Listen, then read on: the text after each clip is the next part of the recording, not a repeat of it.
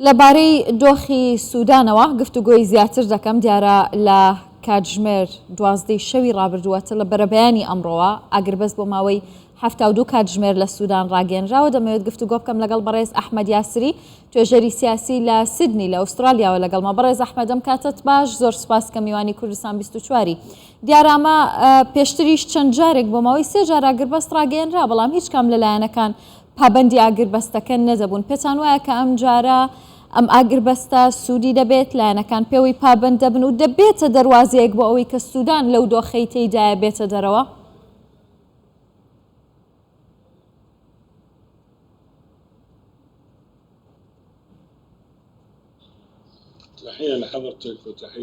سڵاو بۆ بینەرانی بەڕێزی ئێوەش پێم وایە کە وەستاندنی شەڕ لە سوودان ئەو چارەسەرێکی هەمیشەیی ناکات، بەڵکو تەنها کێشەکە دوا دەخات، تەنها سوودانیەکان لە شەڕێکی دیکە دوا دەخات.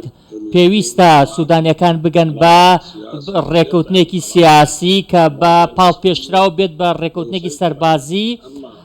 ئەو دوو ڕێکەوتنە دەبنە هۆی بنانانی بناغێکی بتە و بۆ ڕێکەوتنێکی گشتگیر پێویستە لایەنە سیاسیەکان لایەنە سەربازیەکان بەرەو ئابژاردنیەک بڕۆن، بەرەو دەوڵەتێکی مەدەنی بڕۆن، پێویستە خۆیان لەو ململانە ناوخۆیی کە هەیە ڕزگار بکەن.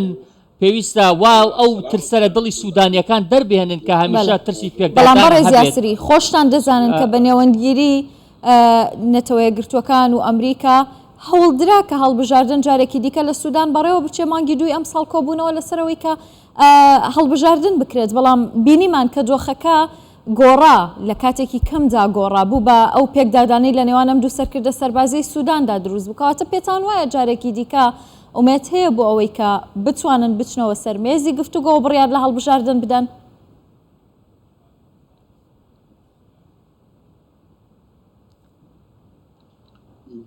بەڵێ لە ئێستاە قورسە، بەڕاستی کاتاکێ قورسە.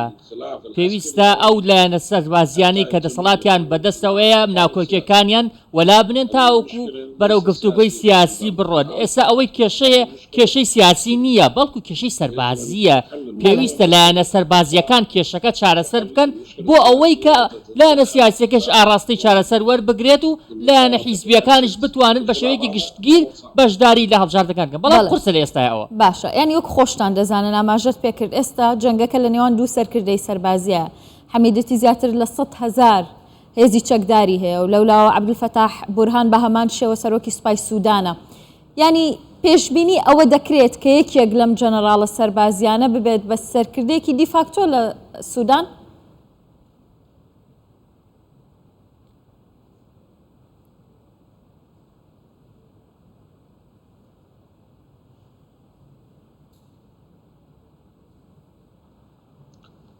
بەڵێ ئێستا ئەو ململانەیە هەیە لە نێوان لایانی سەربازیایە، حیزب لاواز کراوە و ئێستا سەرباز حکم دەکات، دەسەڵاتی هەیە بەسەر لایانی سیاسیدا. ئێستا لایانی سیاسی لاوازە، ئێستاک و لایانی سیاسی متمانی لەگەڵ گەلی سوودان لاوازە. سەربازەکان بە تایبەتی فەرماندە سەربازیەکان پەیوەندیان لەگەڵ گەلی سوودان لاوازە. ئێستا پێویستە ڕۆڵی حێزە سیاسیەکان زیاتر بکرێت بۆ ئەوەی چارەسەری کێشەکە بە تەواوی بکرێت. بەڵام دەزانن کە ئێستا لەم کاتەیە لایانی سەربازی بەشێکی گەورەیە لە کێشەکە و پێویستە هەردوو لایەن دامەزراوە سەربازیەکان بکەن بە بەشێک لە چارەسەر، نەوەکو بیانکەن بە بەشێک لە کێشەکە. ئێستا خۆیان بوون بە بەشێک لە کێشەکە.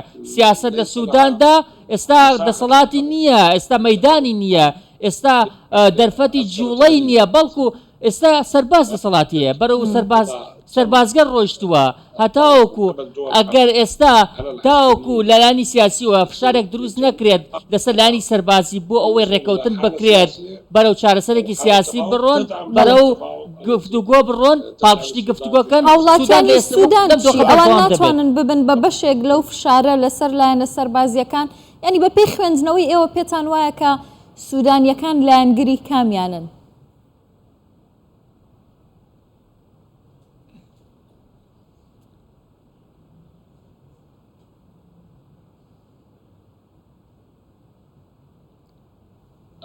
بەڵام بێڕوام وایە کە زۆرینەی سوودانیەکان زۆرانەکە قوربانی لە نێوان ئەم ناکۆکیێکە هەیە بەڵام ئەوان بە شێوەیەکی گشتی لایەنگری هێزە چەکدارەکان دەکەن بۆ لایەنگری سوپاس دەکەن سوپا دەکەن چونکە پێیان وایە سوپا دامەزراوەیەکی نیشتیمانیە بەڵام ئەوان پشتیوانی ئەوە دەکەن کە هەردووکیان تێکەڵ بکرێن ئێستا ئەوەی کە هەیە پشتیوانی خێرا هێزێکی سەربازی ڕەسەن نییە بەڵکو جۆرێکە لە میلیشیا لە سەردەمی عومەر حەسەن بەشیرەوە پشتیوانیان دەکرا هەر بووە لەم کاتەدا پێم وایە گەلی سوودانی زیاتر پشتیوانی دامەزراوە حکومیەکان دەکەن دامەزراوە پشتیوانی سوپا دەکەن چونکە پێیان وایە ئەوانەی کە پشتیوانی خێران کودەتاچین کودەتیان بەسەرا کردووە بەڵام کۆمەڵی کەسی دیکان لە بەشی باکوور بە تایبەتی ناوچە عەشایرەکان پشتیوانێکی گەورەی هێزی پشتیوانی خێرا دەکەن چونکە پێیان وایە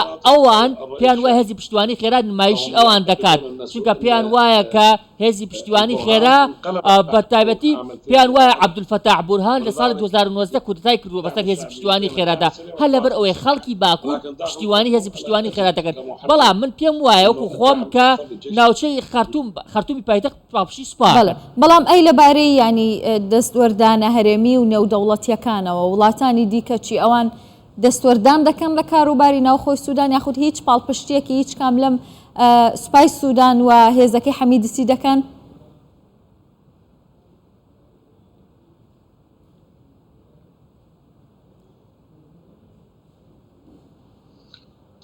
بەڵێ بێگومان لە ماوەی ڕابردووەکە بیدیومان کە عەبدولفەتاح بورهان و حەمیدی ئەو دوانە کۆمەڵێکی زۆر پەیوەندی دەرەکیان هەیە لەگەڵ زۆرێک لە دەوڵەتەکاندا لە دەوڵەت نزیک سوودان و لە سەر ئاستی نێودەوڵەتیش پەیوەندیان هەیە بەڵام بە شێوەیەکی گشتی من پێم وایە کە ئەوانەی کە پێیان وایە کە هەوڵەکانیان بۆ گەیشتن بە کۆمەڵگە نێودەوڵەتی هەوڵ دەدات بێکیان بگەێنێت هەوڵ دەدا گفتوگۆ بکەن لە نێوان خۆیاندا چونکە پێیان وایە ئەم ناکۆکیە بە